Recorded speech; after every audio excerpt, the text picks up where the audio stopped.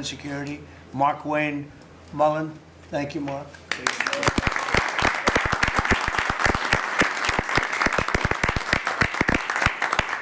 And we all know him very well, and he was a very popular senator, a very effective senator.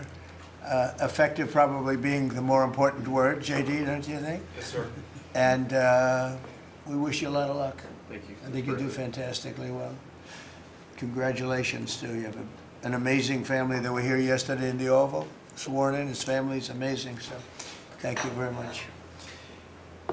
We're now on day 41 of the disgraceful Democrat shutdown of Mark Wayne's department. Congratulations. He came into a department that's shut down by the radical Democrats. Right? But Democrats are really punishing the American people. I saw it today on one of the shows where they were interviewing people at the airport, and they're all angry at the Democrats. They're saying they're actually angry at Schumer. I didn't think anyone knew his name. One woman said, that Schumer is disgraceful. He's a disgrace to our country. But they're angry at the Democrats. They know what's happening. But they're punishing the American people, including travelers at airports, all in the quest to return to open borders and give amnesty to illegal alien criminals. They want to give amnesty to some of the criminals that came into our country, just about all of them, actually, if you look at it. They love sanctuary cities, which is a sanctuary for criminals.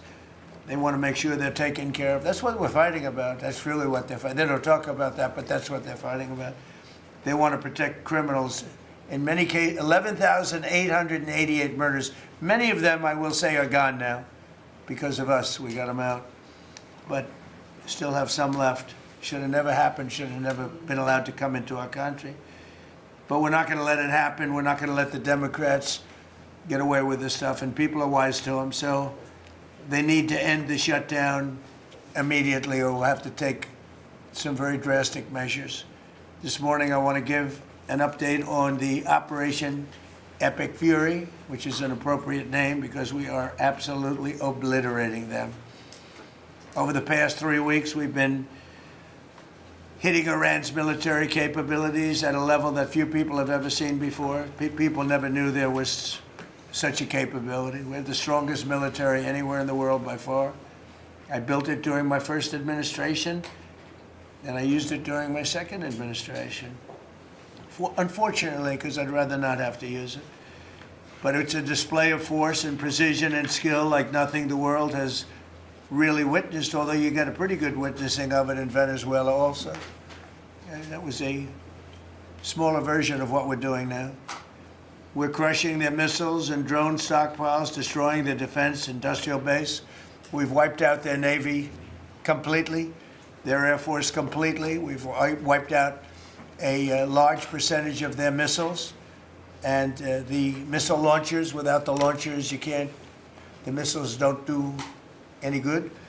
And we've knocked out probably close to 90% of the launchers, probably more than 90% of the missiles themselves. Between some they fired and more than they fired, we knocked out. We've also destroyed a lot of the factories. We're continuing to do that, but a lot of the factories where they manufacture the drones and the missiles. The drones, too, are way down, but the reason they're down is they go one way and they don't come back, because for the most part we're shooting them down. But we also are able to, we've really done tremendous damage to the places where they make them. And just so we set the record straight, because I've been watching the Wall Street Journal's fake news and all these stories that get printed like, oh, I want to make a deal. They are begging to make a deal, not me. They're begging to make a deal. And anybody that saw what was happening over there would understand why they want to make a deal. But they say, oh, we're not talking to them. Anybody would know that. And only a total fool. And they're not fools. They're very smart, actually, in a certain way. And they're great negotiators. I say they're lousy fighters, but they're great negotiators. They are begging to work out a deal. I don't know if we'll be able to do that. I don't know if we're willing to do that. They should have done that 4 weeks ago. They should have done it 2 years ago. Or they should have done it when we first came into office, because 2 years ago they had free reign under Biden. Sleepy Joe, worst president in the history of our country. When he allowed to happen to our country at the borders, and even with a thing like this. But not just him. Every president for 47 years, every president should have done this. They should have done it a long time ago, because you cannot give lunatics a nuclear weapon, and they would have had a big one. It stopped really when we did the B-2, but even before that, the Barack Hussein Obama, what he did where he gave them the Iran nuclear deal, gave them free will toward a nuclear weapon. Basically, he chose Iran over Israel and others that didn't want him to do it. But I terminated that deal. Had I not terminated that deal, you would have had a nuclear weapon years ago, and it would have been used, guaranteed. And one of the reasons you know about the guarantee is because their neighbors were sort of like bystanders. They weren't involved very much. They didn't choose heavy sides. They didn't want to, because people were concerned with Iran. There was a big black cloud over the Middle East. They were concerned, but all of a sudden the war starts, and they start shooting at these five, in particular, 5 countries. They start shooting at Qatar, Saudi Arabia, UAE, Kuwait, Oman. They start shooting at them, and everybody was shocked, including us. You know why? Because they're sick, and they had a plan to take over the Middle East. And some of those missiles that were shot at them were locked long before we even started this process. They were locked and loaded and aimed at those countries. They wanted to take over the Middle East. But we happened to come along, so it wasn't so easy. So right now their navy is sunk in the largest elimination of a foreign navy that has taken place, maybe ever, but certainly since World War II.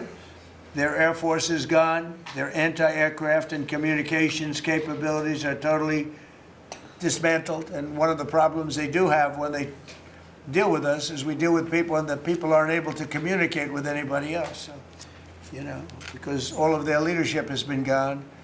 The first level is gone, and they met to pick a new level, and they're gone. They're all gone because they didn't make a deal, and because they're sick people. They're really sick. They're really sinister, sick people.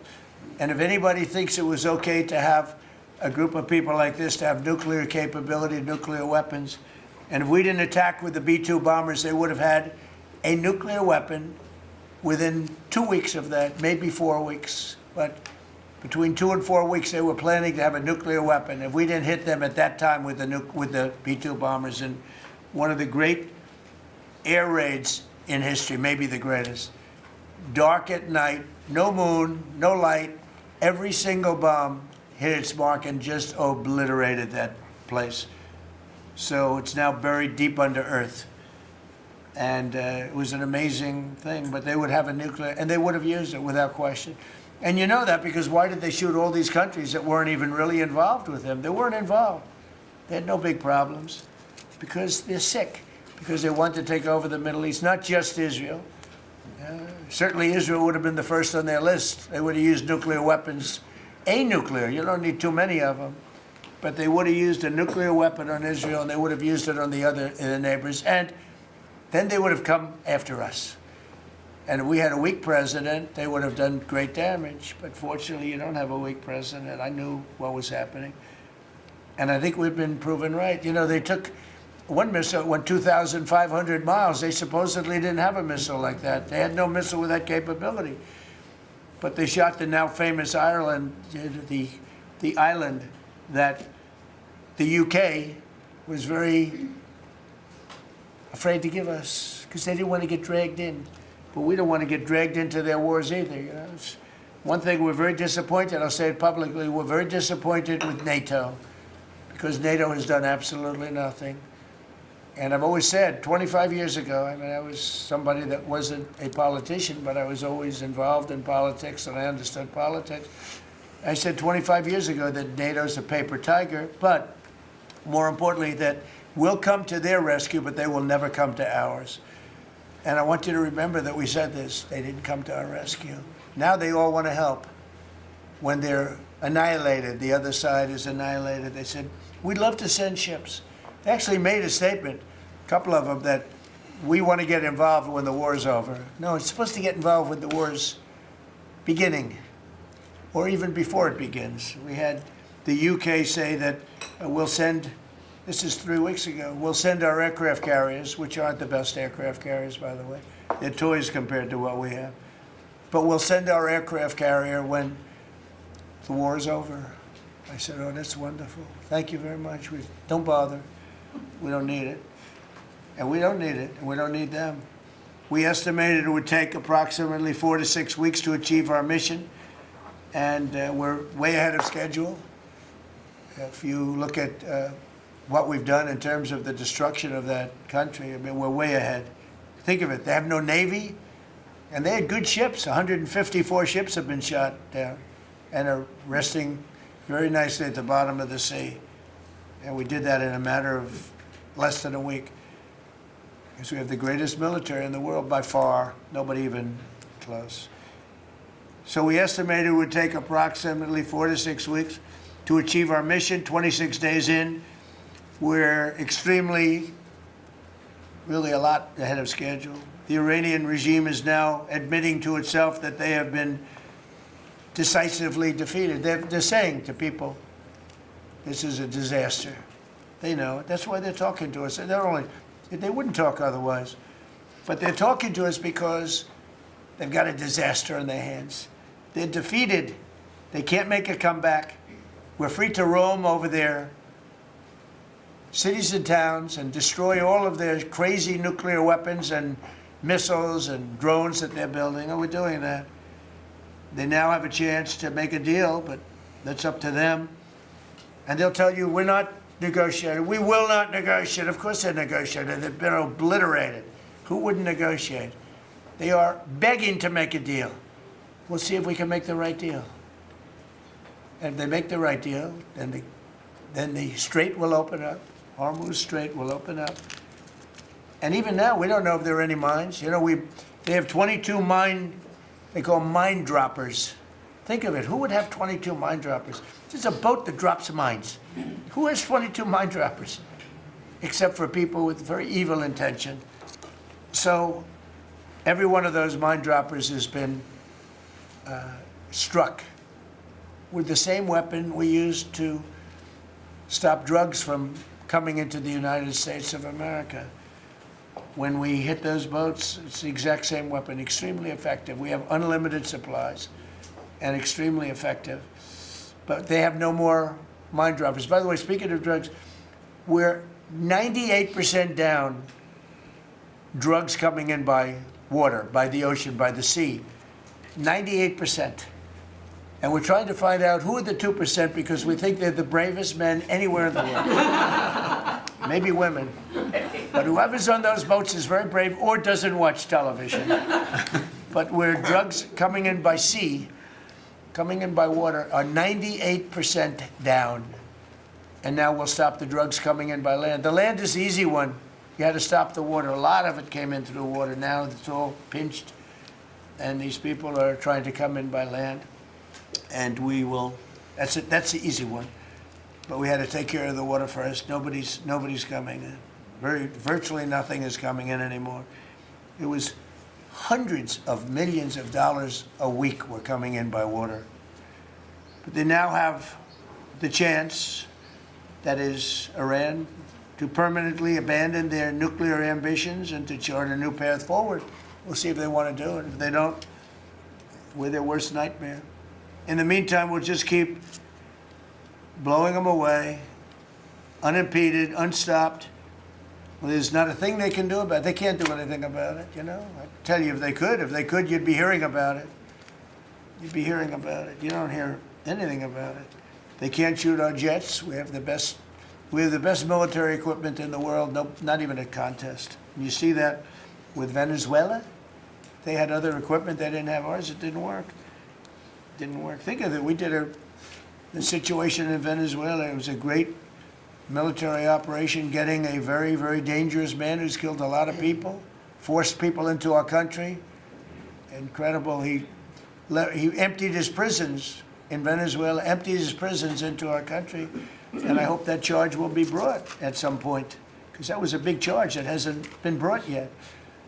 It should be brought. He emptied his prisons into our country and was a major purveyor of drugs coming into our country. and he's now been captured and you know, I guess be given a fair trial. But I would imagine there are other trials coming because they've really sued him just in a fraction of the kind of things that he's done. Other cases are going to be brought, as you probably know. In the meantime, with Iran, we're going to keep doing what we've been doing, and nobody's a match for the United States, but they're not a match for the United States. It's small potatoes. That's why I'm so disappointed in NATO, because this was a test for NATO. This was a test. You can help us. You don't have to, but if you don't have, if you don't do that, we're going to remember. Just remember this in a number of months from now. Remember my statements. They have an expression, a great expression, never forget. Can never forget. So as we end threats to America abroad, we're focused here at home on building the greatest economy in the history of the world. Now, before this started, the Dow hit 50,000. The S&P hit 7,000. Both of those achievements were not achievable. Every one of you, most of you, I guess, said you'll never hit 50,000 during a 4-year period because it was too high a number. Well, we hit it in our first year. And I said, well, now we have to take an excursion to Iran and we have to stop this maniac who's no longer with us. The supreme leader wasn't so supreme, no longer with us. It's very sad. But we have to stop him from blowing up the world, blowing up the Middle East, and blowing up our country, and we did that. And frankly, I thought the oil prices would go up more, and I thought the stock market would go down more. It hasn't been nearly as severe as I thought. I think they have confidence in maybe the American president and maybe the people sitting around this table. But Americans filing their taxes this year are receiving record-setting refunds. It's been a very big story. Well, it should be a big story. I don't think you read about it that much, but I speak about it. I speak about it because if I speak about it, at least people hear. You don't write about it.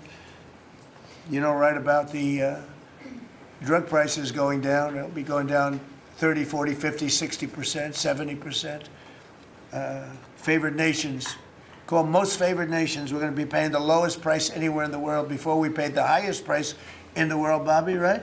And now we're going to pay the lowest price in the world. That's quite a difference. It's a difference of from 40 to 70 and 80 and even 90%. That's a pretty big difference. But we're slashing regulations and investment is pouring in from all over the world. We have the most investment of any country in history has been put into our country in the last year. And again, we had to take a little detour. Won't be long.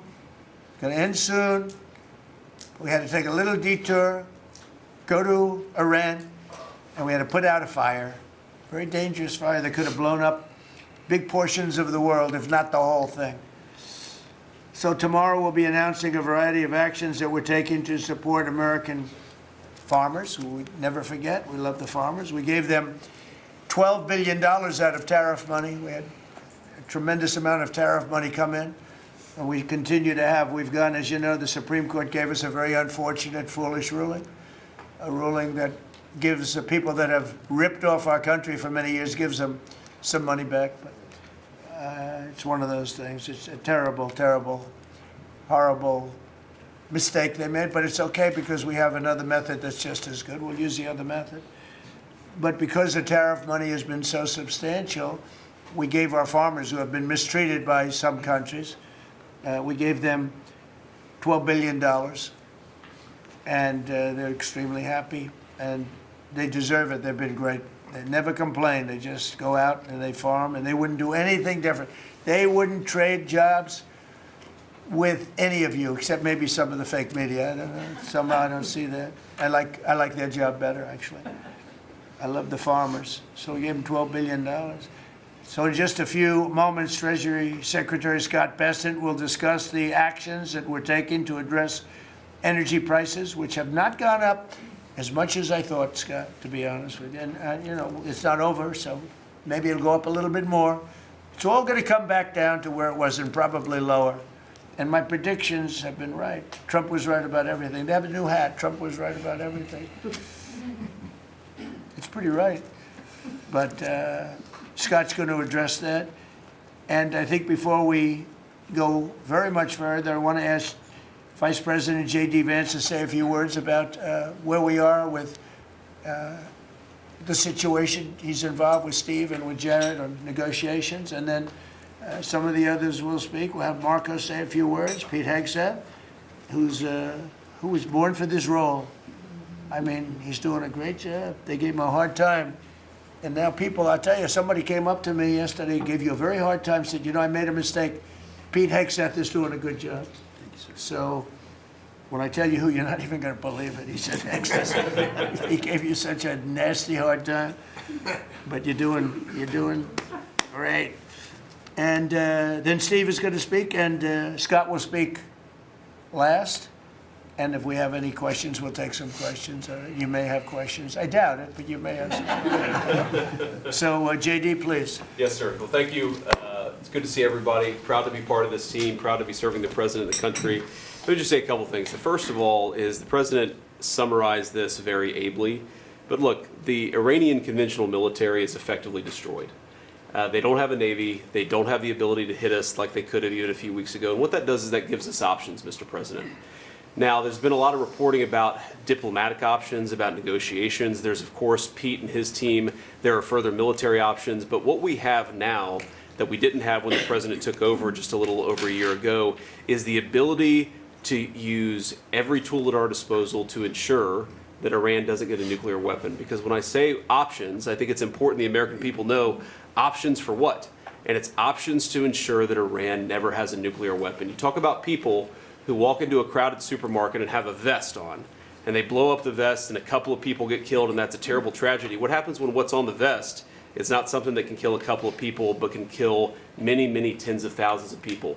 That is the most important American national security objective that exists for any administration at any time, is you don't want the worst people in the world to have a nuclear weapon. That's why the president is doing this. That's why the president cares so much about this particular issue. I'll let Steve talk a little bit about the details of the negotiation, but the last thing I'll say before I turn it over to Marco is I'm very mindful, of course, that we have a lot of folks overseas fighting very ably for the United States of America. I know Pete and the whole team, we're very proud of them, but they're fighting at a time where we are about to enter as Christians the most important week of the Christian calendar, the Holy Week that celebrates the return of Jesus Christ to Jerusalem. And so I want to say to all of my fellow American Christians, but particularly those serving in the Gulf, that I wish you all a very blessed Easter, a very blessed Holy Week, and we continue to stand behind you and continue to support you every step of the way. Thank you, sir. Thank you very much. Marco? The most important job any president has is to keep the American people safe. And every president says it, but we have a president that means it and does something about it. As the president outlined very clearly to the world on the night this operation began, Iran has been at war with the United States for 47 years. For 47 years, Iran has been killing Americans and attacking Americans across this planet. And other presidents had an opportunity to do something about it. And they all warned about how Iran was dangerous, but they refused to act. And this president's not someone that's going to refuse to act. He's not going to leave a danger like this in place. He's going to address it, and that is what he is doing.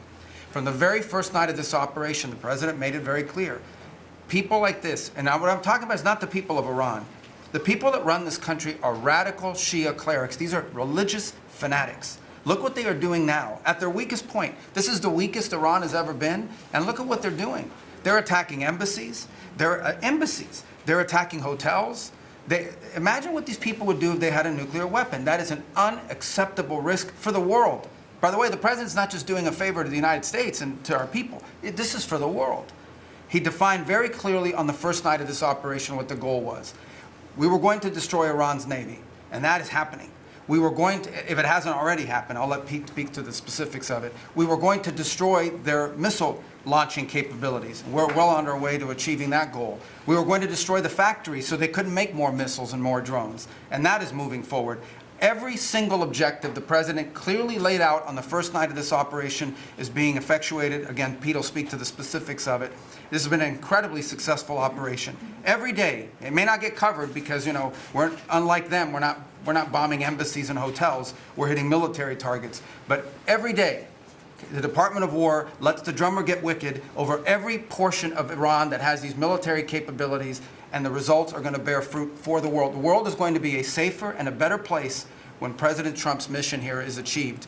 And frankly, I think countries around the world, even those that are out there complaining about this a little bit, should actually be grateful that the United States has a president that's willing to confront a threat like this and not allow it to continue to persist. Because these people will kill as many Americans as they have a chance to do, and if they have a nuclear weapon, as the Vice President pointed out, they could kill millions of Americans in the future, and that is a risk that was not going to continue to exist as long as we had this president. Thank you, Marco. You know, it's very interesting because yesterday I was watching, is it Anthony Blinken? And he was saying that they should have done it. But they didn't do it. Nobody did it. Nobody did it. For 47 years, Marco, that's the number, 47. I guess now it's 48, because we've been saying 47 for a long time. It's probably 48. But for 47, 48 years, every president should have done this. And some are saying now that they made a big mistake in not doing it, but we're taking care of business. Steve Witkoff, please. Mr. President, it is my distinct honor to be a member of your cabinet and to report to you and your team on our negotiations with Iran. Mr. President, you directed Jared and I to pursue a diplomatic resolution with Iran prior to Operation Epic Fury, which we did. However, it became quite clear during these meetings with the Iranian negotiating team that we could not make a deal that fulfilled your objectives of the following: no enrichment whatsoever, no chance of weaponizing whatsoever, decommissioning of Fordow, Natanz, and Esfahan, which you destroyed in Operation Midnight Hammer, no stockpiling of any material, which they flagrantly violated, turning all enriched material over to us, and a cutback in Iran's missile inventory and range capability of those same missiles. Throughout our meetings with the Iranians, we heard the following from them. The Iranians have the inalienable right to enrich. Then we heard they possessed enough 60% enriched material, 460 kilograms, to make 11 atomic bombs. Finally, we heard the following statement. They would not give up diplomatically what we could not win militarily. In other words, they were again miscalculating the success of Midnight Hammer, which was a total success. These are incontrovertible signs, among many other signs, sir, that their regime had not given their negotiating team authority to make a deal required by you. We conferred with you and all the other members of your foreign policy team, Susie Wiles, Pete Hegseth, the chairman, Marco Rubio, JD, Scott Bessent, Chris Wright, John Radcliffe, throughout all of these negotiations, and we were repeatedly rebuffed on everything we asked for. I have no doubt that we exhausted all efforts on behalf of a peaceful resolution, as you directed. Jared and I both agreed that the Iranians were there to buy time until a weaker president arrived. This was a flawed strategy, as your clear direction was to never allow Iran to obtain a nuclear weapon today or any time in the future. Against that backdrop and our compelling military successes in Epic Fury, we have had multiple reach-outs from the region and others who want to play a role in ending this conflict peacefully. I can report to you today that we have, along with your foreign policy team, presented a 15-point action list that forms the framework for a peace deal. This has been circulated through the Pakistani government, acting as the mediator. And this has resulted in strong and positive messaging in talks, as you just indicated to the press. But these are sensitive diplomatic discussions, and you have directed us to maintain confidentiality on the specific terms and not negotiate through the news media as others do. I can say this: we will see where things lead, and if we can convince Iran that this is the inflection point with no good alternatives for them, other than more death and destruction. We have strong signs that this is a possibility, and if a deal happens, it will be great for the country of Iran, for the entire region, and the world at large. Your policy of peace through strength is the most effective tool for a diplomatic resolution here, just as this policy was an effective tool in each and every one of all of the other conflicts you settled in your first year. Iran is looking for an off-ramp following your powerful threat on Saturday. Your indications that you are willing to listen to peace proposals have been well received. You have instructed us that your preference is always peace, and that we should make that our priority. We have delivered that message, sir, along with the 15 points for peace. Finally, we have told Iran one last thing. Don't miscalculate again. Good. Thank you very much. Good job. Doing a great job. Everybody around this table is doing a great job. Pete Hegseth, please. Mr. President. I'll start kind of where you left off, Mr. President. Thank you for doing the work of the free world and having the courage to step up and stop the Iranian terror regime from holding the world hostage. That's really what it is. And 27 days ago, Iran had a modern military. Never in recorded history has a nation's military been so quickly and effectively neutralized. Operation Epic Fury is not an endless war. It's a decisive campaign with clear objectives to destroy Iran's offensive military capabilities and ensure they never obtain a nuclear weapon. This is stuff for the history books. This is stuff for legacy. Mr. President, you are acting now to ensure future generations do not have to live under the threat of a nuclear-armed Iran. However, you wouldn't know it if you listened to the dishonest hate Trump media, as you referenced. The folks here in the room, these cameras, they have a choice. You're either informing the American people of the truth or you're not. Because I hear it from my people every day. Behind every headline you write, there's a helicopter crew in the air. And behind every news banner you write, there's a battalion on the move. And behind every fake news story, there's an F-35 pilot executing a dangerous mission. My message to the media is get it right. This actually isn't something new to me. I may be a young guy, Mr. President, but I'm not a rookie in this realm. In 2007, I helped lead the surge, the public fight for the Iraq surge. Stood and watched people stand in the Senate and declare the war is lost before it even started. Who was that? It was Harry Reid. That was the Democrats and the media working hand in glove. Back then it was 3 years into a war. Now we're 3 weeks into an operation. But see, unlike Iraq, this isn't a tie. This is not parity. This is not chaos. This is success, pure American success, on plan, and as the President said, ahead of pace. Over 10,000 enemy targets destroyed, over 140, I think now you're right, Mr. President, over 150 naval vessels sunk, underground facilities destroyed, their defense industrial base in shambles, and overnight, not only do they not have a Navy, Mr. President, they no longer have a Navy commander. IRGC's Navy commander was killed overnight in operation. So no Navy, no Navy leader. Now that here's the thing about the media though, if President Trump had not acted, you'd be screaming, why not? And now that he has taken decisive action, you're asking, well, why did you? It's the same old tired playbook, TDS in your DNA. But the hardworking, God-fearing, patriotic Americans out there know better. And you alluded to this, President Obama, Mr. President. Here's a fact that you don't hear on your networks, but we know. Many of the Iranian military factories and bases that we're systematically destroying were paid for by the pallets of American cash that Barack Obama flew into Tehran under the Iran deal. You might call it an inconvenient truth. Iran took our money and turned it into weapons and bunkers and ammo. And now we're destroying those weapons and you're writing, Mr. President, that grievous wrong. And make no mistake, we had to act.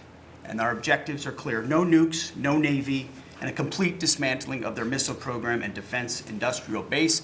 And as Marco pointed out that mission, and the VP as well, has not changed since day one. Yet, 2 days ago, they shot 2 failed missiles on a target 4,000 kilometers away. For years, they told the world that their missiles could only range 2 kilometers. Surprise. Yet again, Iran lied. And to the world, I say London is 4,000 kilometers from Iran. Washington, D.C. is 3,300 kilometers from Venezuela, another country President Trump did something about that partnered for a long time with Iran. So you're telling us that Iran is not a threat to the world or to the U.S. President Trump knows better. And here's what success actually looks like right now. You mentioned it, Mr. President. A-10 Warthogs, if you know them, you love them, and Apache helicopter gunships are flying strike missions inside Iranian airspace and throughout the Strait of Hormuz at will. See, you only send these slow, low-flying, close air support platforms when the enemy has no meaningful air defenses left. Their presence is proof that Iran's air defenses are gone. Their command and control is shattered, their top leaders hiding in underground bunkers, while their mid-level commanders are being crushed in the field, the morale of their fighters plummeting, and we see that disconnect daily. They're privately admitting, as you said, Mr. President, very heavy losses. We know that. President Trump has given us a clear mission. Our capabilities are only going up and Iran's are plummeting. We are here to win, and we're full speed ahead. So, Steve, we appreciate your efforts. We pray for a deal, and we welcome a deal. And we have the ultimate deal maker to make it happen. But in the meantime, as I said yesterday, the Department of War will continue negotiating with bombs. War is negotiation by other means. And finally, I want to thank our incredible troops, our pilots, crews, sailors, refuelers, air defenders, the absolute best of America, the real 1% of our country. This president, President Trump, has your back. And I know this cabinet prays for you every single day, and we ask the American people to do the same as they continue in this mission. God bless. Thank you. Thank you very much. It's great. I think before I ask Scott to say a couple of words, it would be great if people like the mayor of Chicago and the governor of Illinois would say, please come in and stop the crime. A beautiful young lady was killed the other day, and the father was a very good friend of Dan Scavino, and he took it very hard. Dan took it very hard. He liked the father, friends.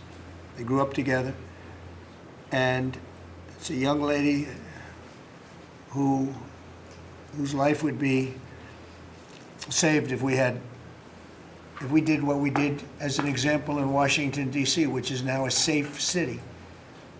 All the time, people come up to me in the building, people that work here, they say, thank you so much. I know immediately what they're talking about. They're able to walk to work. They walk to work. You all walk to work. Some of you were mugged. I know you told me stories. Some of you were mugged. One person in particular was viciously mugged in the group right here. It's not happening anymore. You have a safe city. Louisiana, the governor of Louisiana called me, can you help me with New Orleans? They just had the Mardi Gras. He said it was the safest Mardi Gras we've ever had. Sounds terrible to say. No murders. You know, it sounds like, who would say this? No murders. But they always had murders. They had a lot of crime during Mardi Gras. He said virtually no crime. We had the troops down there. Memphis, Tennessee, I just got back. We were there. Crime is down 75%. In a short period of time, we're there 5 months. We could do that for Chicago, we could do that for New York, we could do that for LA, and we could do that for, frankly, San Francisco. I know they have a mayor who's trying very hard. He's a Democrat, but he's trying very hard. But we can do it much more effectively because he can't do what we do. He can't take people out from the city and bring them back to the country from where they came, where they were in prisons. They were allowed to go in prisons. There were drug dealers, the highest level drug dealers, murderers, 11,888 murders. We do things that they can't do. I had friends calling me up from San Francisco. Could you give him a chance? I said, absolutely. If you want him, we'll give him a chance. And he's trying. He's doing okay, but we could do much better. we could make it a lot safer than it is. San Francisco, a great city, was a great city, could quickly become a great city again. But, you know, they're going very slowly. I tell my friends, they're very substantial people. They're in a certain business where people have made a lot of money. I hope that lasts. But they have a tremendous potential. It was one of the greatest cities in the world. Now it's got a lot of crime. And the mayor is really trying. Again, a Democrat trying. And I spoke to him. He just wants to have a chance. And I said, we'll give you a chance. But we can solve it very quickly. This young lady would be around today if we were around, because we have nobody coming through our border. I mean, literally for 9 months, it's zero. It's hard to believe that that number can be possible, because millions of people came in through Biden. But nobody even tries. We don't have the caravans of thousands, 25, 30,000 people pouring into our border. They come up in caravans. We don't have caravans anymore. There's no such thing anymore. There's a name that I think I developed, but somebody developed it, but I think it was me. I thought it was an appropriate name. Thousands of people would come up and just barge into our country, totally unchecked, totally unvetted. And this man came in, Dan, right? And he came in through the ridiculous open border of Biden. If we were there, the election was rigged. What are you going to do? Came back, big comeback. But if we were there, we wouldn't have had people coming through. It's amazing. You know, it's so easy now because everyone knows they're not getting through. We don't have any caravans. Once they know that, when it was easy to come through. When I heard that they had an open border policy, I said, boy, this is going to be, I couldn't believe it. But when it was actually, you know, it dawned on me because I had built 1,000 miles of wall. And we were finishing up some, and he didn't want to finish it up. I said, they really do want to have an open border. And we got it finished. But that young lady would be alive today. And she'd be alive for another reason, because we would have the National Guard in Chicago and in New York and in other places. And they love doing it.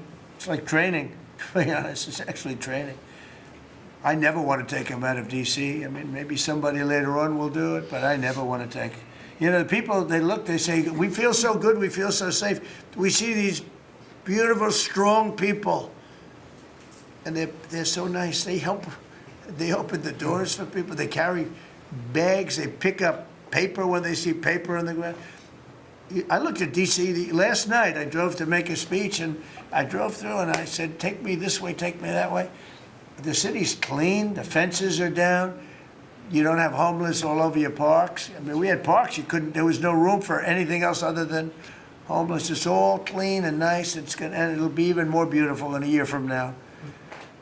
And we have some projects that are great. This ballroom is going to be something that's so beautiful for the city, so desperately needed by presidents. I mean, now it's no secret the military wanted it more than anybody. It was supposed to be secret, but it became unsecret because of people that are really unpatriotic saying things. But doesn't matter. Doesn't matter. It's going to be great. We're building an arc, a triumphal arc, which will be incredible for the city. Incredible. We're fixing up what was the Kennedy Center. You know, I was honored when the board changed the name a little bit. Actually, it shows that the Republican and the Democrats, they work together. It's really something we work together. So I think it's a great symbol, actually. But we're doing a lot of work. That building is ready to fall down. It's in terrible shape. We're closing it. We're going to open it with a bang in less than 2 years. It'll come in under budget, ahead of schedule. That's what I do. It won't be like the Federal Reserve that's costing $4 billion or something thereabouts. Think of it, $4 billion. You know, it's amazing. I said to the group before, I said, everything I do, I get sued. I build under budget, ahead of schedule. I get sued over a ballroom that's going to be the most beautiful ballroom in the country, so desperately needed. You won't have to have tents sitting on the wet White House lawn. If it rains, you get wiped out, to honor the president of China or the president of France or the president of somewhere. You could have the greatest. We get sued by the National Trust for Historic Preservation. They don't know what they're doing. Then I just found out we got sued by that group and another group, I guess, on the fixing up of, again, I'll use the old name, Kennedy Center, because they're not fixing up Trump Kennedy. It's going to be beautiful when you add the name Trump. But we got sued. And all I'm doing is fixing it up. We're fixing broken marble. We're putting on a roof because it leaks like a sieve. We're fixing steel that's broken. It's the same building, same exact building. We're fixing it. It's going to be beautiful. It's going to be so beautiful and safe. It's actually unsafe. You had some of those columns on the outside that were painted a fake gold. Now we painted them a beautiful white color, beautiful cream white. It's beautiful. Everyone said it's so much more beautiful now. Instead of a cheap, you can't imitate gold. See, I'm a gold person. It's all real stuff. You can't imitate it. Someday they'll discover a paint that will look like gold, and the guy's going to be the richest man in the world. But you can't imitate real gold. It just doesn't. That's 24 karat, which is what this building deserves. But think of it. I get sued because I'm fixing up the Trump Kennedy Center. We're going to make it gorgeous and safe. We're fixing new windows, new this, but just all fix up. I got sued by preservationists. But you know who they didn't sue? The man that took this beautiful Federal Reserve building. That's small, much smaller than the hotel I built. I built the Waldorf Astoria Hotel down the road. And it was a beautiful job for $201 million. It's bigger, I think, than the Federal Reserve building. And it's got rooms and bathrooms, and it's not like just an open office space, which is much cheaper to build. Think of this. I hear he's going to be over $4 billion for a little building. He doesn't get sued by anybody but me. I sue because it's either somebody's very crooked, which has to be, because what happened to all that money? You can't sue. I would have done that building for $25 million. It's going to cost maybe $4 billion, and we have a great new person coming in to take over the Fed. And Kevin may not ever have an office, because I don't know if they're going to be able to build. I passed that building the other day. It's a see-through. You know what see-through means? There's no walls up. And they're going to spend. But the National Trust for Historic Preservation, which is a joke, by the way, they didn't sue that building. They didn't sue anybody. But they sue me, and I build. And by the way, my buildings, it's all donations. Rich people and people are putting up the money. Zero taxpayer dollars. Is that right, Scott? Yes, zero taxpayer dollars. This stuff is all done for free, and I get sued. This could only happen to Trump. But they don't sue the guy whose interest rates are too high. That's why we call him Too Late. His name is Jerome Powell. We call him Jerome Too Late Powell. And done a terrible job. He suffers from Trump derangement syndrome, as he probably should, because I hit him pretty hard. But so I don't blame him. But they don't sue a man who has taken this gorgeous building, ripped it down from the inside, taking ceilings that are as beautiful as you've ever seen, taking the ceilings down instead of leaving them, taking walls down that were 2 feet thick of solid concrete and plaster, replacing them with 6-inch walls with no insulation. I said, let me ask you, are you going to put insulation in? No, it's not in the budget. Oh. Insulation costs $5. Now you're going to hear the guy next door. If he's next door to me, I'll be able to hear his military plan. I'll know exactly. If Lutnick is in there, I'll say, oh, I know exactly what Lutnick's got planned. It's the craziest thing I've ever seen. They've ripped this gorgeous building apart, and you can never build it again.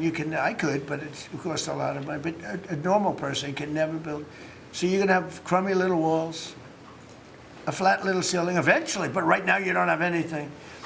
And nobody sues this guy.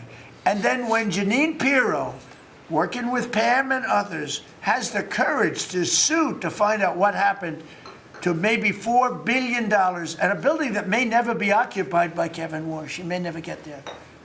We're going to have to find him some space in the White House. We'll put them in the basement of the ballroom. But when, now think of it, when Janine Pirro and Pam and the group, when they bring a suit, it's like, oh, this terrible thing. And then we have a judge that attacks us. So we've got to get our priorities straight, you know. It's a very sad thing that's happened with the Fed. And then just one other thing very quickly, you have Gavin Newsom in California Railroad. That's 100 times over budget. It's out of control. It was supposed to go from the middle of San Francisco to the middle of LA. Well, now it stops way short of both. It now goes into areas that nobody ever heard of. It's billions and billions of dollars over budget, years and years, maybe decades late. And that's why we have a country that has a lot of problems, you know. We have incompetent people. It's all people. Think of this, Federal Reserve, I would have had that building done for $25 million. I would have, if I did it, it was up to, somebody else would have done it for more. So maybe 50. But you could have done that building, if it was properly done and planned, you would have done that building for, I would have done it, for $25 million, and it would be better. It would be better. See this pen right here? This pen is an interesting example. It's the same thing. So this pen is very inexpensive, but it writes well. I like it. But I can't have the pen the way it was. You know what it is. I don't want to give too much publicity, but they do treat me well. Sharpie. So I came here, they have $1,000 pens. And you know, you hand pens out, you're signing and you hand them out, you're handing them to all these people. Sometimes you have 30, 40 people. And they were $1,000 a piece. Beautiful pen, ballpoint. 1,000, it was gold, silver, gorgeous. But I'm handing out to kids that don't even know what they're doing. What is this, Mommy? This is kids. They're getting a pen for $1,000. They have no idea what it is. And I feel guilty because I'm like, you know, I'm by nature, I don't, you know, it's the government. I love the government like I love myself economically. I want to save money. So I'm saying, this is crazy. And it had another problem. They didn't write well. So I take it out and I sign and there's no ink. And I got all you people looking and you say, there must be something wrong with Trump. And I'm signing and there's no ink in the pen and it costs $1,000. This one I called the guy. I said, I'd like to use your pen, but I can't have a gray thing with a big S on it saying Sharpie. As I'm signing a $1 trillion airplane contract to buy brand new fighter jets, brand new B-2 bombers, of which we just ordered plenty. I can't do that with the press. Use your pen, but I like the pen the best, but I'll sign it. I could do like Biden did, you know? Give it to somebody else to sign, or an auto pen, or maybe sign it separately in another room, but I can't use your pen. He said, well, I can make it nicer. I said, what can you do? He said, I'll paint it black. I said, that's nice. And I can even paint the White House on it, sir, if you like, in gold. Almost real gold, not bad. And I can even do your signature, sir. And by the way, this was not staged. I just saw the pen sitting there, and I thought of this as an example of how $25 million spent by me at the Federal Reserve Building would be a better job than $4 billion that they're spending. And you know, one of the things that Kevin Warsh told me, he said they ripped down the nicest building. I don't know what building they're talking about. They ripped down a building, Scott, right? Kevin Warsh said it's the most beautiful building in Washington. He said the most beautiful space. They ripped it down. Why did they do that? I don't know. Do you know what he's talking about? Is it true? Yes, sir. They ripped it down. We have a moron at the Fed. Who wouldn't be lowering interest rates right now? But I want to thank Janine Pirro and Pam and her group for having the courage to bring this suit. And I believe that the contractor on that job is probably one of the richest men in the country right now. I believe that it's not possible to spend that kind of money. $3 billion, $4 billion, nobody knows, nobody has any idea what it is. But it's over $3 billion, and it's probably going to be over $4 billion by the time they finish. And it may never get finished. Unless I take it over, I'll get it finished. But it can never be what it was. It's never going to have those beautiful ceilings. It's never going to have those incredible walls. The walls were 1.5 feet thick of solid masonry. They ripped them down for no reason. And I just give you the story. And just to finish on this one, so I told that story to somebody and said, yeah, but it's not the same thing. I said, you're right. This one is better. It writes. So the guy said to me, you don't have to pay me, sir. I'll give them to you for nothing. I said, no, I don't want that. Let me pay you. I want to pay you. No, sir, you don't have to. You're the President of the United States. He was shocked. The head of Sharpie gets a call. I don't even know who the hell he is. He said, is this really the President? He said, no, you don't have to pay me, sir. This is such an honor. I said, nope, I want to pay you. And he said, what would you like to pay? I said, how about $5 a pen? He said, that's all right, whatever the hell we agreed to. Peanuts. As opposed to 1,000. And these were $1,000 pens. And we were giving them out. Sometimes, you were there for signings. I'd have 30, 40 people standing behind me. I'd give out 40 pens to people. Then somebody would say, could I have a couple extra? This way I'd go like this. Here, you want 5? Here, take 5. But the bottom line is, they're better pens. It's a business story. So for $5, could be 0, but for $5, I get a much better pen than for $1,000. And I can hand them out. And actually, they become hot as a pistol. So what can I tell you? With that, could I give it to, please, a man who's done a great job at Treasury? Good luck, Scott. Well, sir, as always, you're a tough act to follow, but that is very illustrative. Your economic leadership has made our military mission possible. Mr. President, national security, as you always say, is economic security. Your leadership has shown the American people that there is no prosperity without security. That our mighty military on one side, but the U.S. economic strength is fighting off this evil regime. The Iranians believe they are fighting a two-front war. It is the military war that our great warriors are prosecuting, but on the other side, they are trying to take control of the global economy through a choke point that we believe does not exist and that we will overcome. The historic Operation Epic Fury seized a generational opportunity to demolish a regime that has coordinated over 4 decades of global terror and claimed thousands of American lives. Many people, especially the Democrats, underestimate the will of the American people for short-term volatility for 50 years of safety that we are going to have on the other side of this. And I believe energy prices will be lower, inflation will be lower before we had the appearance of security, which is not real security. Now, the American people and the world will have absolute security. Through your maximum pressure campaign, Treasury has worked to uncover all financial lifelines to the regime and cut them off. You gave that order last March.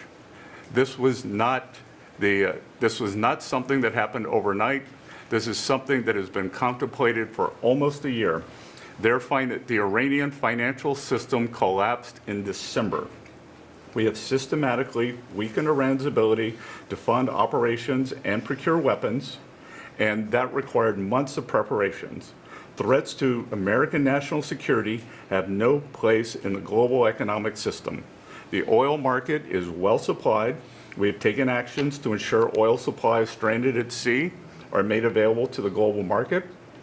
Your bold actions like the Development Finance Corporation's Maritime Reinsurance Program in conjunction with Central Command will soon provide shippers through the Gulf region with a level of security we have never seen before. Mr. President, we are starting to see more and more movement in and out of the Gulf today, and this is more than yesterday, and this is the beginning.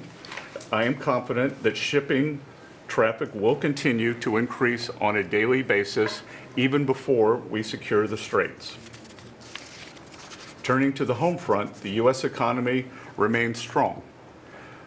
We had a strong economy thanks to you. We are the best insulated in the world thanks to your energy efforts in Term 1 and Term 2.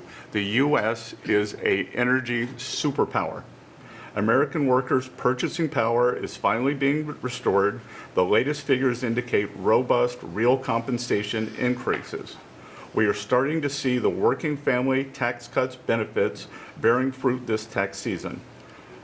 44% of tax returns have claimed at least one of your signature policies: no tax on tips, no tax on overtime, no tax on Social Security, deductibility of auto loans. The average tax refund is up more than 10% for working Americans.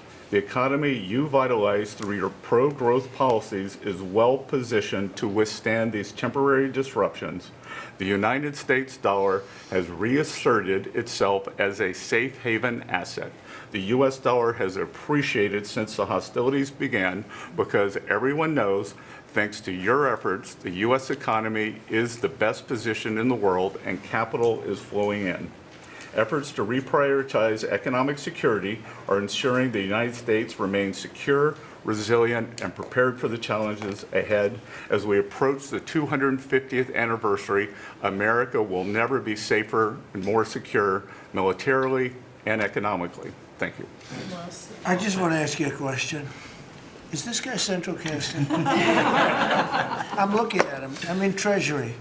He might not be so good for war. I don't know. No, I'm looking pretty good too.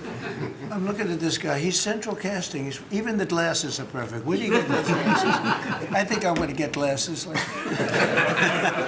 That's beautiful. Great job. That's really good. No, he's done a great job. And you all have. Proud of you all. Do you have any questions? Yes, Mr. President, are you going to go in for the uranium? Like, how do you secure Iran and... Let's assume I was or I wasn't. Why would I ever answer a question? Can you accomplish your What goals kind of a without it? question? Am I going to go in for the... Oh, yeah, I'm going in. We're going in tomorrow at 3 o'clock. How could you possibly ask a question like that and expect an answer? I don't know. But I don't know. I think you're a friendly person, too. It's just such a ridiculous question.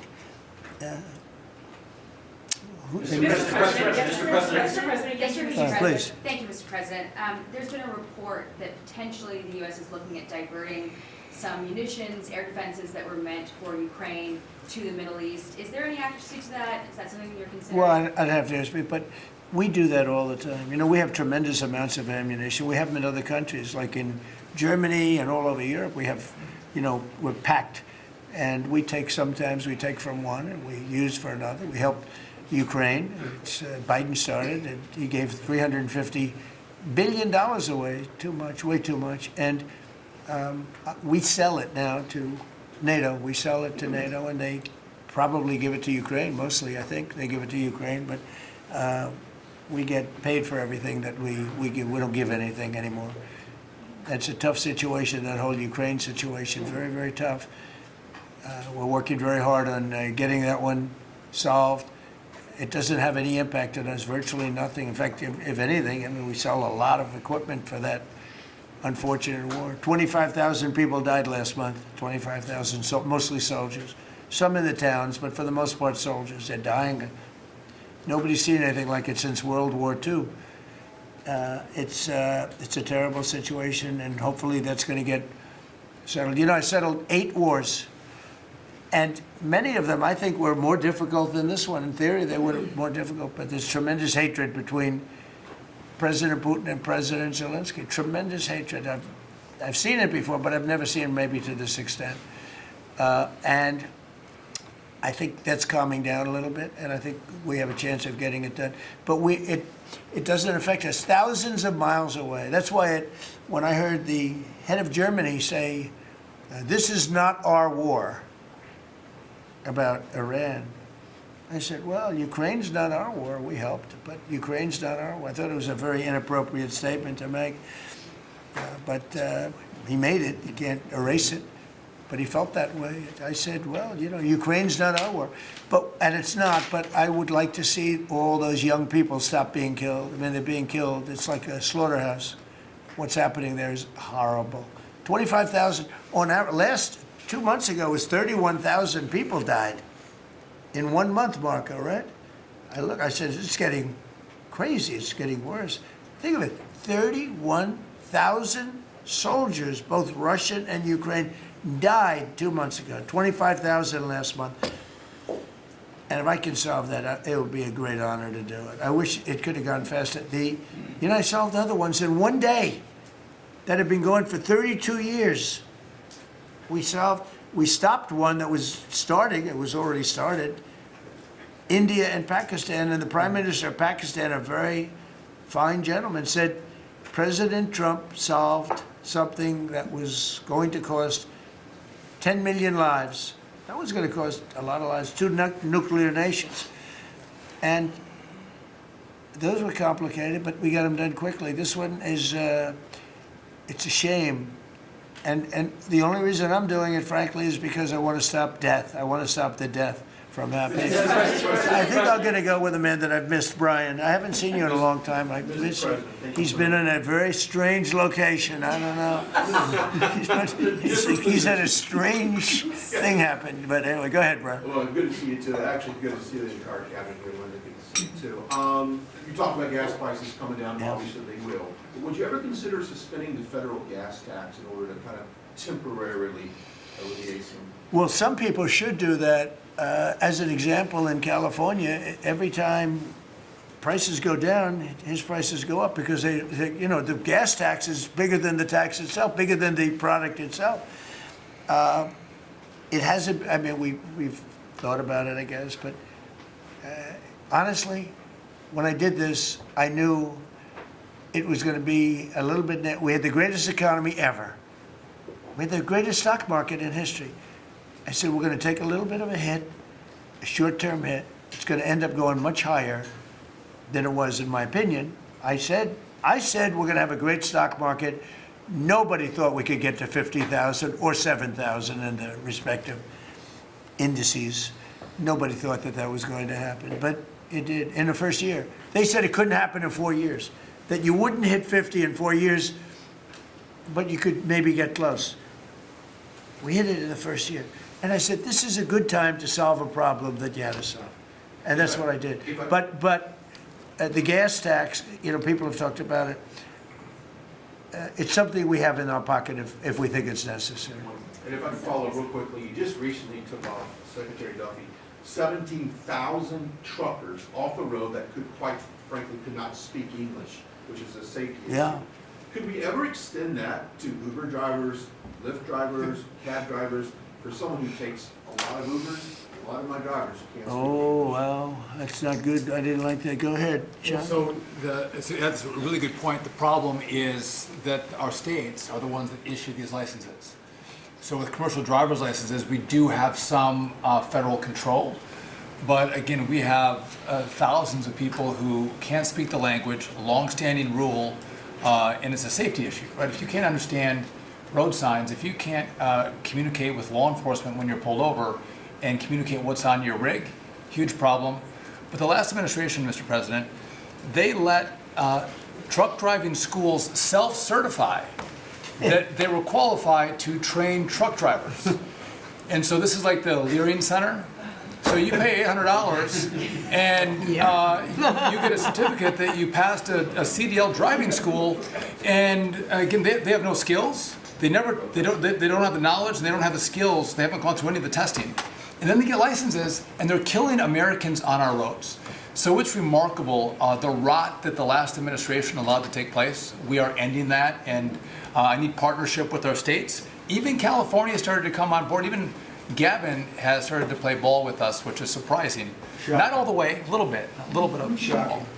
Mr. President, It's interesting because I just saw something that the nursing home business and the daycare centers in particular, they went out and inspected them in Minnesota, and they didn't exist.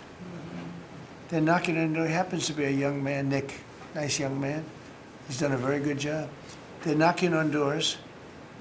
It's like homes, and they're getting hundreds of thousands of that. They didn't exist, and in California it's worse. It's even worse. And I spoke with Russell Vogt. I said, Russell, don't send them any money. He said, but we have a court order that we have to. Can you believe it? A judge. The judges are really hurting this country. Our judges, Justice Roberts doesn't like when I say it, but the judges are really hurting this country. And frankly, the justices, the Supreme Court, has really hurt our country too. Mr. President, do you have a new deadline, given that there are some talks now? Do you have a new deadline before taking No, I'll announce it. I mean, right now, you're talking about a deadline for doing some pretty big damage, even bigger than we've done. We'll see. Well, look, we have very substantial talks going on with respect to Iran, with the right people. You know, I told you about a present, right? Steve, can I reveal the present? You can do anything you want. Thank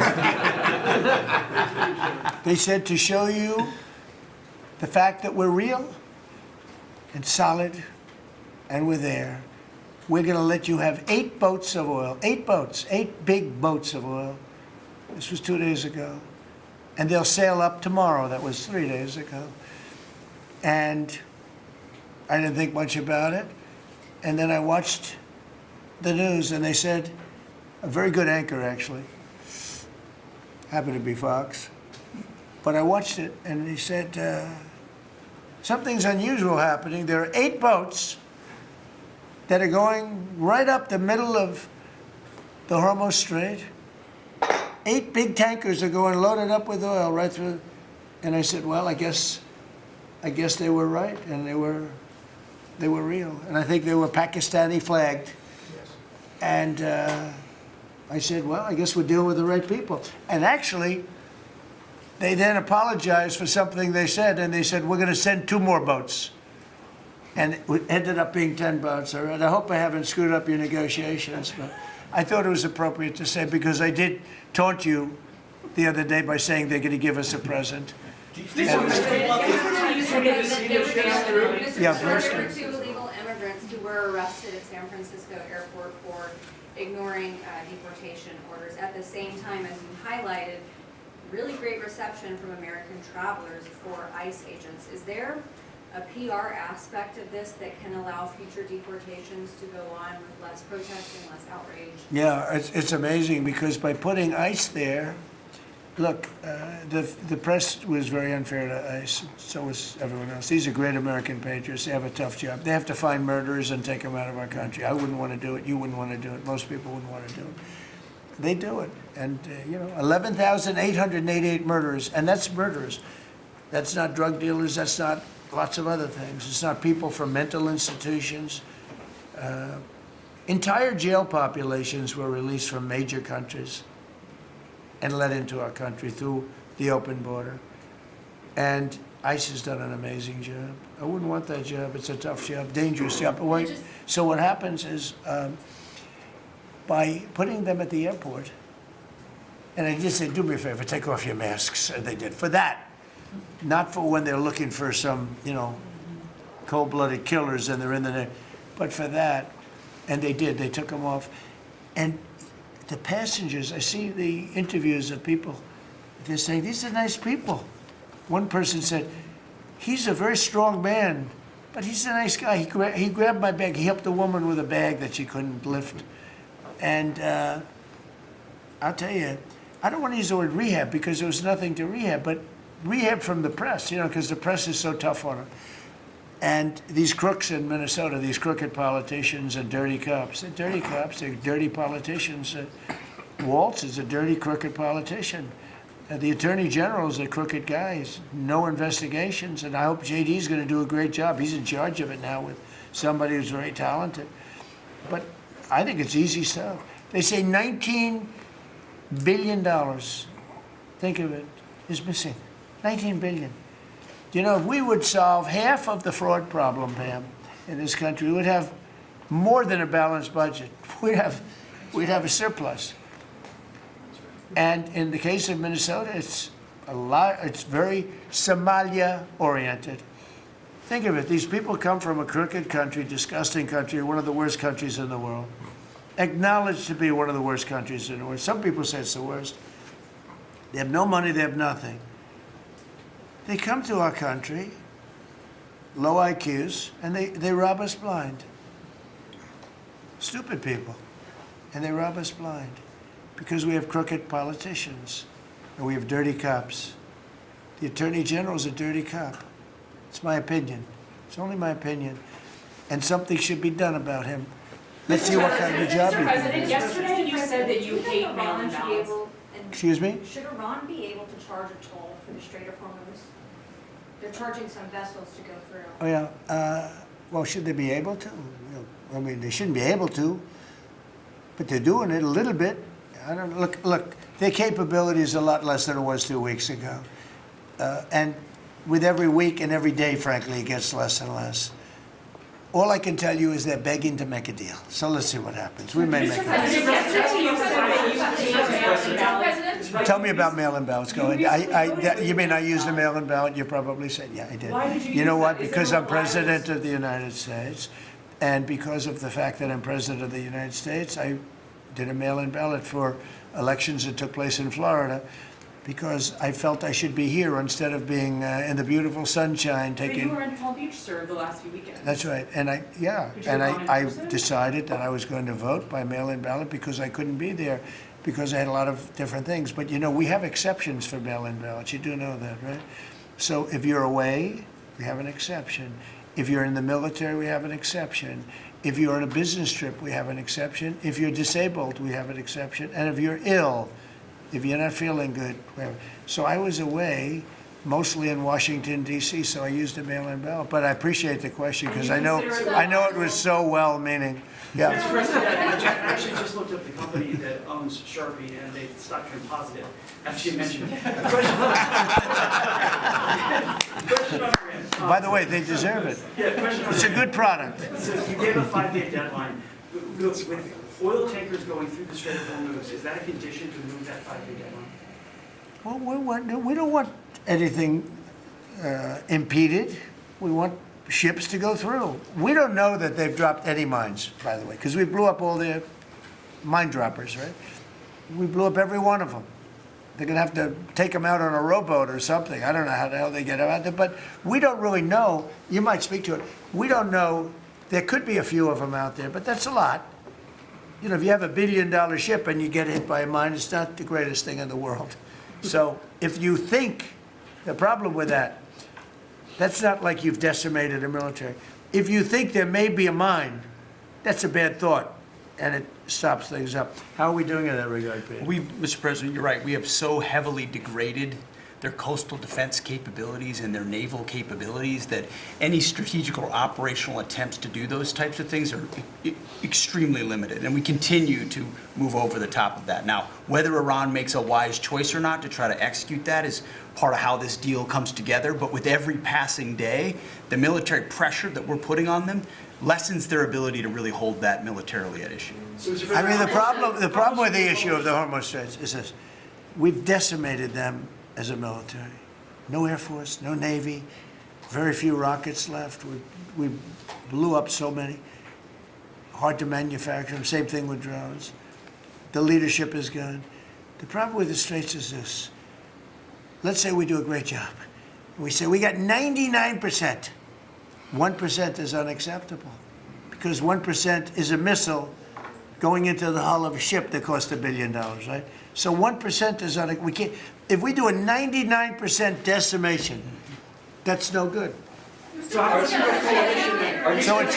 it's really, you know, a little bit. But I have a feeling it's going to clean up pretty quickly. I could just say this: they want to make, and I probably hurt our little negotiation. It gives them a little impetus to say, well, I wish you didn't say that. But they said yesterday that we weren't negotiating with them, and now they admit that we were negotiating with them. So they want to make a deal.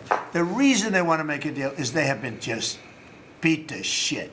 So the Are you President, thinking of taking control of Iran's oil? It's an option. I mean, I wouldn't talk about it, but it's an option. Is that something you've thought about? Well, in Venezuela, we've done very well working with Venezuela, certainly. And we've taken in billions and billions of dollars. And by the way, Venezuela is doing better right now than they've ever done in the history of their country. And it's sort of like a joint venture. But the United States has made a lot of money, Marco, right? With it. Do you want to talk about that for a second? About Venezuela? Yeah. Yeah, I mean, I think Venezuela in the first 2 months of this year generated more revenue from oil sales than they had most of all of last year. But the money's not being stolen anymore. And it's being held in a U.S. Treasury blocked account.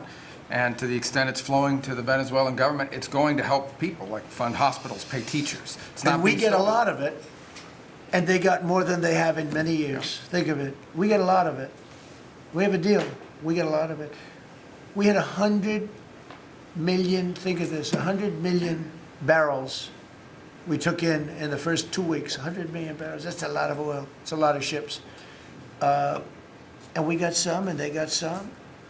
We paid for the ships. A lot of money left over. And Venezuela has done better now with us. Call it a partner, call it whatever you want. We've made a lot of money and they've made a lot of money. We've paid for the cost of that military hit many, many times over. And we've only just started. Our relationship with Venezuela has been amazing. The people, actually, I'm the highest polling person. And in other words, after the presidency, I think I may go to Venezuela and run for president against Elsie. I may run against Elsie. It's an option. No, they like me in Venezuela. But it's an option for me. It's a wonderful option. Yes. There's some reports that Gulf allies are concerned about winding down the war too soon and potentially leaving Iran. Well, they'd probably like us to stay. But the concern... If we don't stay, look, it's a beautiful thing about airplanes that go 2,000 miles an hour is you can get back there very quickly. If we don't stay, we're going to be protecting them. We know, they've been very good. Hey, Qatar, Saudi Arabia, in particular, Qatar, Saudi Arabia, UAE, the three of them, Kuwait, Bahrain, they've been 100%. Now, in all fairness, they could have gone the other way. They were surprisingly missiled. They were shot at. Nobody ever thought they'd be shot at. UAE had 1,400 missiles aimed at them. Fortunately, they had the greatest anti-missile weapon in history called the Patriot. Almost every single missile was shot down. We had an incident recently where 101 missiles were shot at a certain thing that we own. It's very valuable. 101 missiles going 2,000 miles an hour. Out of the 101 missiles, every single one of them was shot down in midair and fell into the ocean. It's amazing technology. There's nobody has equipment like we have. Is it even possible while Iran still has that enriched uranium? Is it even possible Well, to wind down? you're going to have to see, but, I think we're in just very good shape. We're roaming, you know what we're doing? You know the word roaming free? We're over their skies with the most beautiful planes you've ever seen. Roaming free, there's not a damn thing they can do about it. And it would be nice if, like the fake news New York Times, which writes so fake, and the Wall Street Journal is terrible, terrible. I read a story today that I'm desperate to make a deal. If I was desperate, he'd be the first to know. Pete, let's get the hell out of there. I'm the opposite of desperate. I don't care. I want to know. In fact, we have other targets we want to hit before we leave. We're hitting them on a daily basis. No, I don't talk about you. I can't talk about specifics. A lot of people say that wouldn't matter. Maybe it does matter. Who knows? But I wouldn't talk. It's like the question this young lady asked. Sorry about I embarrassed her. I don't want to embarrass you because I think I think she's a friendly reporter, so I'm sorry. But I can't say what we're going to do because if I did, I wouldn't be sitting here for long. They'd probably, what is it called, the 25th Amendment? They'd institute the 25th Amendment, which they didn't do with Biden, which is shocking. The hard question is Venezuela safe enough to leave the region? Because Steve said that they've got enough uranium to make 11 bombs. That's a very scary thing. So, well, it's again, I can't talk to you about that. You're asking me a question. You're essentially saying, will I go in and do something? I can't talk to you about that. Mr. President, you're looking at a coalition of ships to help, warships to help protect tankers. How close are you to getting that coalition? Well, we have a coalition for them, but they should have been up here a long time ago. And they're affected. The amazing thing is we don't need the Hormuz Strait. We don't need it. We don't need it at all. We have so much oil. Our country is not affected by this. We have twice the amount of oil as Saudi Arabia or Russia, and soon it'll be 3 times the amount. Chris, do you want to speak to that for a second? Yeah, that's correct. Our total oil production is greater than Saudi Arabia's plus Russia, and more than we consume in the United States. So we're the largest. Pretty good. Yeah, pretty. You know what they call it?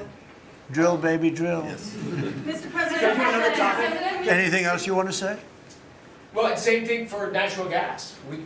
We went, before your first term, we were the largest exporter of natural gas in the world. Today, we're just by far the largest And we were the largest importer, now we're by far the largest exporter, and it's growing rapidly this year. New facilities are coming online, We're doing new an production's amazing ramping up. We're doing an So- amazing job. We're getting a lot of help from that man right over there. He's getting approvals done quickly and very environmental. He's an environmentalist, actually. He does a great job, but he gives you a fast approval or rejection. Do you have anything to say? Well, back on Venezuela, where Chris and I have both had a chance to be there, I literally think they're going to put up a statue to President Trump. And I'm not being, it's not a political statement, it's an I actual hope thing. so. That would be a great honor. No, because it's like they view President Trump like Simon Bolivar. He's the liberator of a country, and this is a country where they love American baseball. You look on the street, they're wearing NBA jerseys, and Delcy and her team working with us, getting back. Chris and I both experienced it was the first time in Venezuelan history that they had the free press allowed to come on to essentially where the White House, the Palacio Miraflores, and it was an emotional thing for people that had been for 20 years had never had a chance to be there. So whether it's and then production, it's showing up in production. The American companies that are coming back, most of those American companies have many American Venezuelan team members. One company in Houston's got 600 Venezuelan Americans that know more about reviving that industry. So their GDP is 1/4 of what it was before. They want to get back. They remember what it was. Their production on oil production is climbing towards 50% increase just in the 3 months we've been here. That flows to American refineries on the Gulf Coast, lowering the price of gas in America. So it's a Forget that. When are they going to do the statue? The hell with you.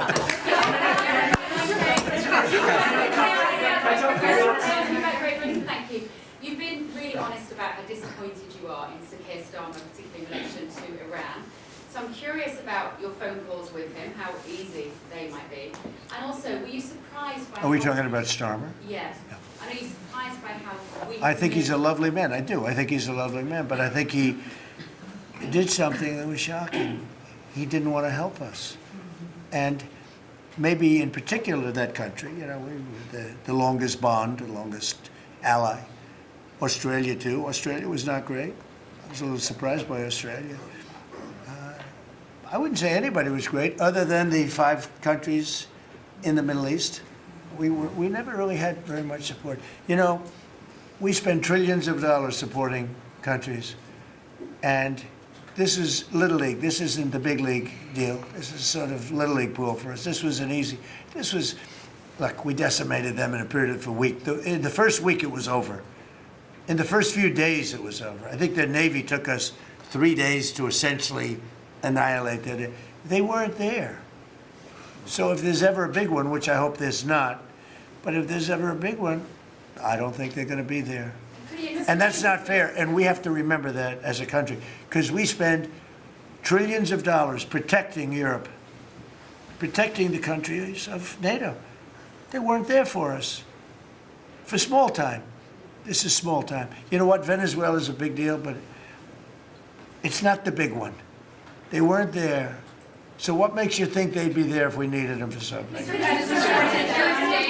And your prime minister was not there, as you know. He was there after we won. He said, we'd like to send some ships. I said, we already won. We don't need them anymore. But can you explain why he was reluctant to help? Why he what? Why he was reluctant to help with Iran? He didn't have to. I didn't ask him. I just said, just tell me no. I mean, we're always going to be there, or at least we were. I don't know about anymore, to be honest with you. I would have to be honest. We were always there when they needed help. We always would have been there when they needed help. I mean, think of it. We're there to protect Europe from Russia. In theory, it doesn't affect us. We have an ocean, big, fat, beautiful ocean. But we're there to protect NATO, to protect them from Russia. But they're not there to protect us. It's ridiculous. It doesn't make sense. I tell you, a lot of people were big NATO people. I was never big. I was okay. I got them to pay 5%. By the way, they haven't paid it yet. You know that. I got them to pay 5% from 2% to 5%. They didn't pay it yet. I got them to pay up to 2% because they weren't paying the 2%. Then I got them to pay 5%, which they should be at. And we had a lot of, oh, that was great, oh, only Trump could do it. But the problem is they haven't paid. Because if you look at the numbers, they haven't paid yet. So we were there for them, but they were not there for us. Did we need them? No. I never thought we needed them. I was more doing a test. I said, I really would love to have you come up. Bring your boats. You can sail through the beautiful Hormuz Straits, and you can protect people that are being shot at. They didn't do it. And that's small potatoes. Do you understand what I'm saying? Yeah, I do. Go ahead. I was just going to say, does it affect the state visit with the King that you're going to have in April? Are you looking forward to that? With the king? With the King No. coming here? No, he's a friend of mine. He's a great gentleman. As you know, he honored me and our country. He really honored our country. But we had an amazing time. I've known him as Prince Charles. I know him as King Charles. I'm proud of him. He's fighting a tough battle. He's tough. I think he's a fantastic. It has nothing to do with that. It's different. But he's going to be here very soon, as you know. We're going to have a state dinner. It's going to be great. But I was very disappointed when the Prime Minister said, I won't be able to. It started with the island that the indigenous have claimed away from your country. And for some reason, you went for it. And all of a sudden, indigenous people that never saw the place, they never saw it. He was afraid that we would do something to insult, because he's a liberal. That's the way they think. And when we needed the island to land that beautiful B-2 bomber, we were told we can't use it. We'd have to fly back to Missouri, which is a 17-hour flight, as opposed to a couple of hours. And I said, you gotta be kidding. Not good. They made a big mistake. Mr. President, is the Friday deadline for Iran, is that pushed back now, and if not? I don't know yet. I don't know. Mr. Witkoff and JD and Jared will tell me whether or not they think it's going along. And if it's not going along, maybe not. And we have a lot of time. You know what? It's a day. In Trump time, a day, you know what it is? That's an eternity.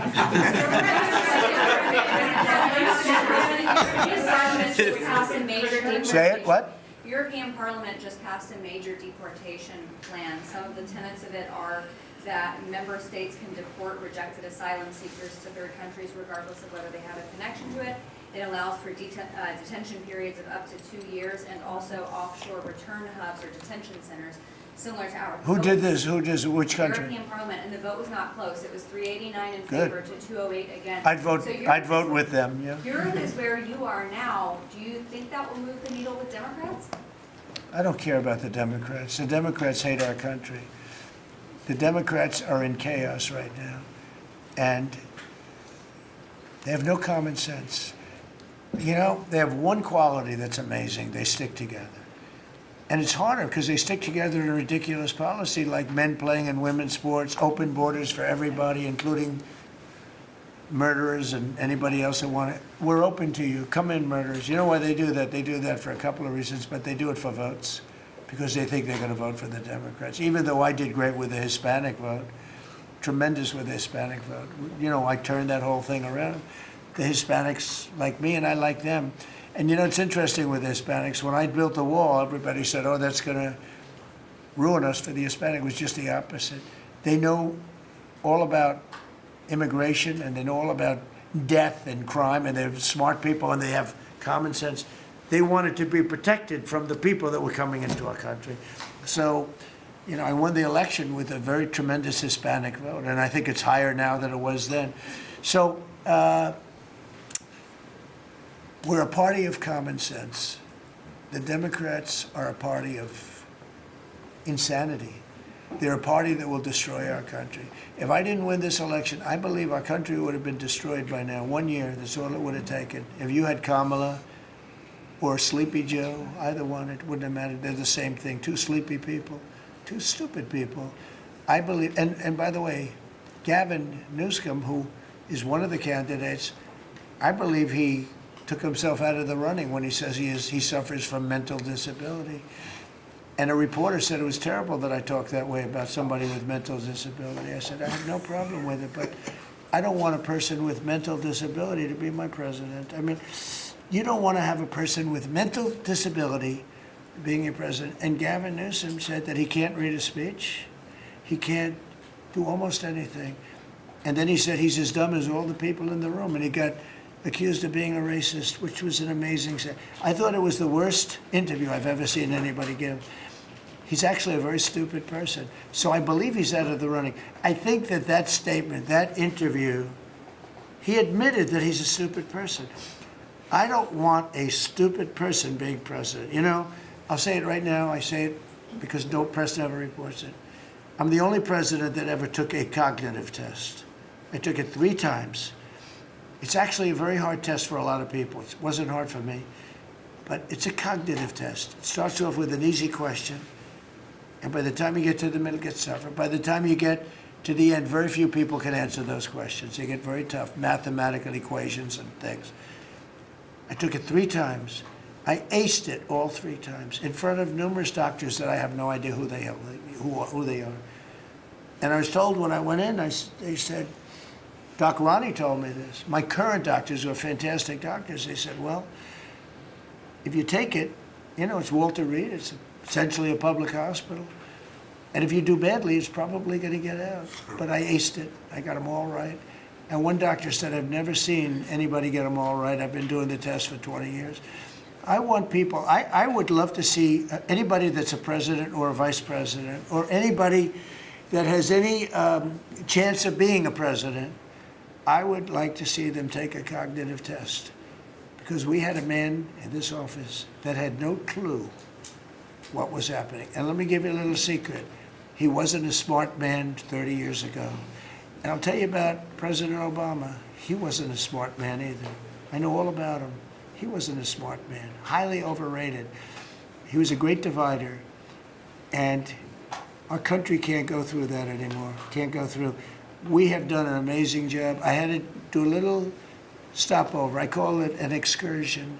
I had to do a little stopover in Iran, and we had to knock the hell out of them because our country would not have been safe. The world wouldn't have been safe. I've done a great favor for the world. The world has not been reciprocal, because when I told NATO, where we give billions and billions of dollars, trillions over the years, I said, do you mind coming up and giving us a little hand with the streets? Send up some.